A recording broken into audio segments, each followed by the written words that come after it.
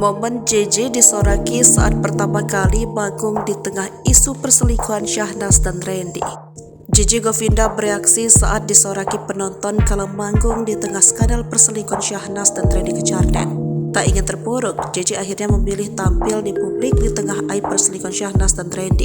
Diketahui ipar Raffi Ahmad ini memilih mencari nafkah dengan manggung. Ayah dua anak itu terlihat sumringah bak tidak sedang mengalami polemik rumah tangga. Padahal publik tahu rumah tangga JJ dengan Syahnas sedang diuji dengan isu perselingkuhan. Syahnas dikabarkan main serong dengan aktor FTV Randy Kecharden.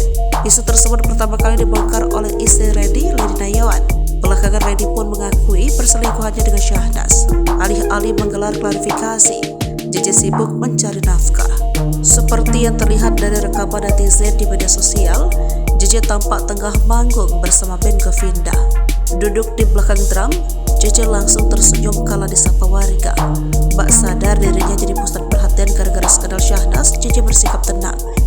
Mendengar teriakan warga, JJ tersenyum dan langsung menyatukan kedua tangannya di depan wajah.